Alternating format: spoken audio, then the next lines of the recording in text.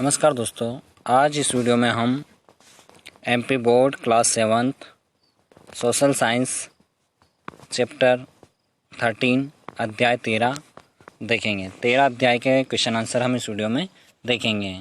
13 अध्याय 13 है मुगल साम्राज्य की स्थापना एवं उत्कर्ष। दोस्तों, इस अध्याय के हम क्वेश्चन आंसर देखेंगे। अगर आप इस चैनल पर नए हैं तो इस चैनल को सब्सक्राइब करें, बेल आइकन प्रेस करें ताकि आने वाली वीडियो आपको आसानी से मिल सके। दोस्तों, फर्स्ट क्वेश्चन देखेंगे। फर्स्ट क्वेश्चन है निम्नलिखित प्रश्नों के सही विकल्प चुनकर लिखिए। पानीपत का प्रथम युद्ध किसके बीच हुआ था? अकबर और शेरशाह के बीच, बाबर और इब्राहिम लोदी के बीच, हुमायूं और शेरशाह के बीच, या बैरम खां या हेमू के बीच। तो किसके बीच हुआ था? वो हुआ था बाबर और इब्राहिम लोदी के बीच। किसके बीच हुआ था? बाबर और इब्राहिम लोदी के बीच। नेक्स्ट क्वेश्चन देखेंगे दोस्तों। नेक्स्ट है मुगल साम्राज्य का संस्थापक किसे माना जाता है? मुगल साम्राज्य का संस्थापक किसे माना जाता है? हुमायूं को, अकबर को, शेरशाह को या बाबर को? किसे माना जाता है दोस्तों? तो माना जाता है बाबर को। किसे माना जाता है? बाबर को। नेक्स्ट है दोस्तों, खानवा का युद्ध हुआ था। खानवा का युद्ध हुआ था 1526 में, 1556 में, 1527 में या फिर 1529 ईस्वी में। कब हुआ था दोस्तों? तो वो हुआ था 1527 ईस्वी में। 1527 ईस्वी में कौन सा युद्ध हुआ था? खानवा का युद्ध। नेक्स्ट क्वेश्चन देखेंगे। क्वेश्चन नंबर 2, रिक्त स्थानों की पूर्ति कीजिए। बाबर द्वारा लिखी आत्मकथा का नाम है। बाबर द्वारा लिखी आत्मकथा का नाम है तो तुजुक ए बाबरी या बाबर नामा। तुजुक ए बाबरी और या फिर बाबर नामा। नंबर 2 देखेंगे। पानीपत का द्वितीय युद्ध सन 1556 में हुआ था। पानीपत का द्वितीय युद्ध 1556 में हुआ था। अकबर का संरक्षक को बनाया गया था। तो किसे बनाया गया था अकबर का संरक्षक? बैरम खां को। किसे बनाया गया था? बैरम खां को। शेरशाह के बचपन का नाम फरीद था। शेरशाह के बचपन का नाम फरीद था। घाघरा का युद्ध बाबर व अफगानों के बीच हुआ था। घाघरा का युद्ध बाबर व अफगानों के बीच हुआ था। नेक्स्ट क्वेश्चन देखेंगे दोस्तों। क्वेश्चन नंबर 3, लघु उत्तरी प्रश्न।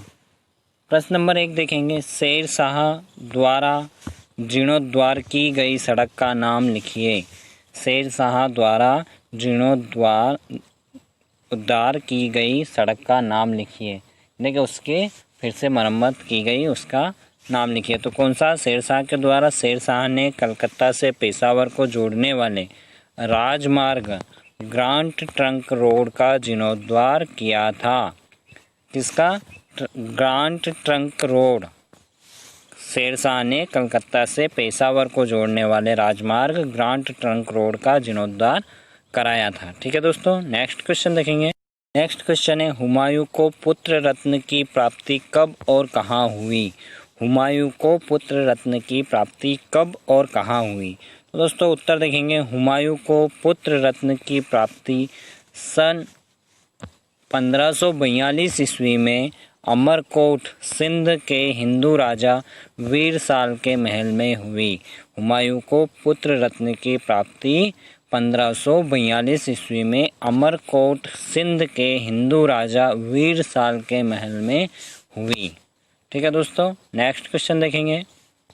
नेक्स्ट क्वेश्चन है हल्दी घाटी का युद्ध कब और किसके मध्य हुआ? हल्दी घाटी का युद्ध कब और किसके मध्य हुआ? उत्तर देखेंगे दोस्तों। हल्दी घाटी का युद्ध सन 1576 ईस्वी में मेवाड़ के शासक महाराणा प्रताप और मुगल सेना के बीच हुआ। हल्दी घाटी का युद्ध 1576 ईस्वी में मेवाड़ के शासक महाराणा प्रताप और मुगल सेना के बीच हुआ। ठीक है दोस्तों। नेक्स्ट देखेंगे। अकबर के राज्य में आय के प्रमुख साधन क्या थे? अकबर के राज्य में आय के प्रमुख साधन क्या थे? उत्तर देखेंगे, अकबर के राज्य में आय के 2 प्रमुख साधन थे, भूमि का लगान और व्यापार पर कर। भूमि का लगान नंबर 1, भूमि का लगान, और नंबर 2 व्यापार पर कर। ठीक है दोस्तों। नेक्स्ट है अकबर के 9 रत्नों के नाम लिखिए। उत्तर देखेंगे, अकबर के 9 रत्न। नंबर 1 है अबुल फजल, विद्वान व सलाहकार। अबुल फजल जो था वो अकबर के 9 रत्नों में से एक था। अबुल फजल विद्वान और उसका सलाहकार था। नंबर 2 देखेंगे राजा मानसिंह। राजा मानसिंह अनुभवी सेनापति। अकबर का अनुभवी सेनापति था राजा मानसिंह। नंबर 3 देखेंगे राजा टोडरमल, प्रसिद्ध भूमि सुधारक। प्रसिद्ध भूमि सुधारक कौन? राजा टोडरमल। नंबर 4 है तानसेन। तानसेन क्या थे? संगीतकार। अकबर के राज दरबार में संगीतकार थे। नंबर 5 है बिरबल। बिरबल चतुर और विद्वान। नंबर 6 है हकीम हुक्काम, राजवेद। ये अकबर के राज दरबार में राजवेद थे। अब्दुल रहीम खान खाना, यानी कि ये कौन थे? अकबर के दरबार में कवि। फैजी कवि और दार्शनिक। मुल्ला 2 प्याजा मनोरंजक करता थे। ठीक है, तो अकबर के ये 9 रत्न हो गए। ठीक है, नेक्स्ट क्वेश्चन देखेंगे दोस्तों। नेक्स्ट है प्रश्न नंबर 4 है दीर्घ उत्तरी प्रश्न। शेर शाह की शासन व्यवस्था का वर्णन कीजिए। उत्तर देखेंगे शेर शाह की शासन व्यवस्था। नंबर 1 है केंद्रीय शासन।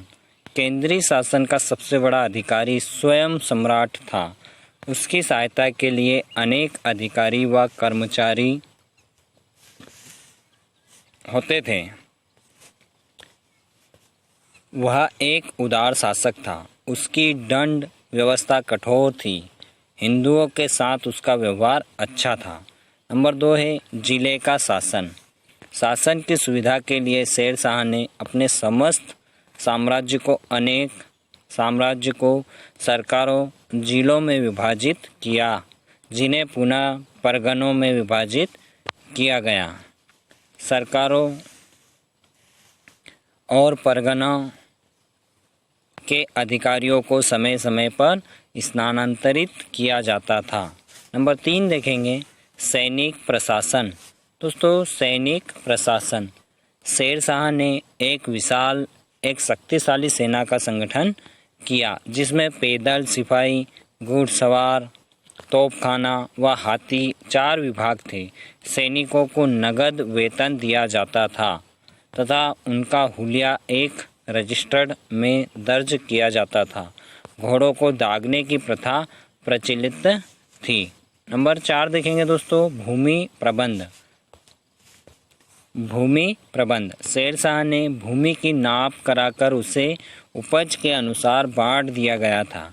किसानों के से उपज का 1/4 भाग लगान के रूप में वसूल किया जाता था। शेर शाह ने भूमि के नाप कराकर उसे उपज के अनुसार बांट दिया गया था। किसानों से उपज का 1/4 भाग लगान के रूप में वसूल किया जाता था।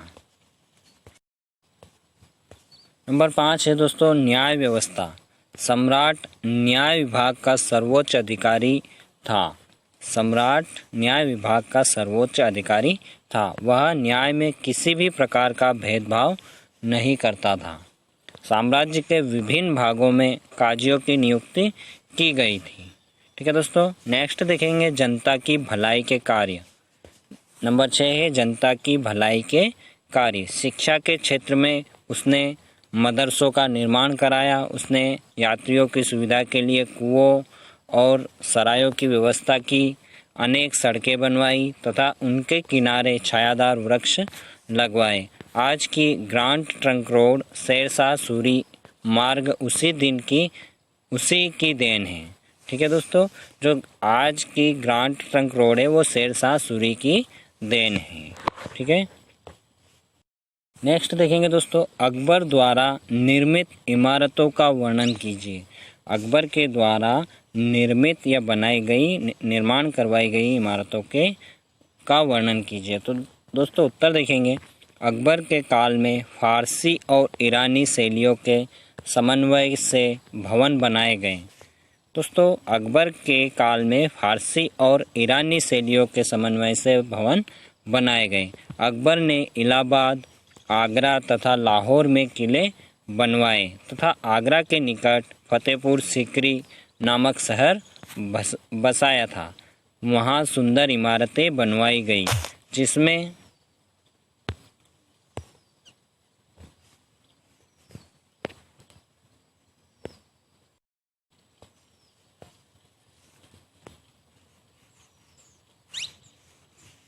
जिसमें दीवान ए आम, दीवान ए खास, जोधाबाई का महल, बीरबल का महल, जामा मस्जिद, शेख सलीम चिश्ती की दरगाह, बुलंद दरवाज़ा उल्लेखनीय है। ठीक है दोस्तों, ये अकबर के द्वारा निर्माण कराई गई इमारतें, इसमें जैसे दीवान खास, दीवान आम, जोधाबाई का महल, बीरबल का महल, जामा मस्जिद, शेख सलीम चिश्ती की दरगाह व बुलंद दरवाज़ा उल्लेखनीय है। अकबर की राजपूत नीति को विस्तार से समझाइए। दोस्तों उत्तर देखेंगे, अकबर ने साम्राज्य का विस्तार करने के प्रयत्नों से यह समझ लिया कि हिंदुओं के सहयोग से ही साम्राज्य को स्थिरता प्राप्त होगी। दोस्तों अकबर ने साम्राज्य का विस्तार करने के प्रयत्नों से यह समझ लिया कि हिंदुओं के सहयोग से ही साम्राज्य को स्थिरता प्राप्त होगी। अतः उसने राजपूतों की ओर मित्रता का हाथ बढ़ाया, उनसे वैवाहिक संबंध स्थापित किए। अपने अधीन राजपूत राजाओं से उसने उदारतापूर्ण व्यवहार किया और उनकी धार्मिक भावनाओं को ठेस नहीं पहुंचाई। राज्य के उच्च पदों पर राजपूतों की नियुक्ति की गई। अकबर की इस नीति से कुछ राजा आश्वस्त होकर मुगलों की सेवा में आ गए। परिणाम स्वरूप मुगल शासन को अनेक वीर राजपूत मिल गए।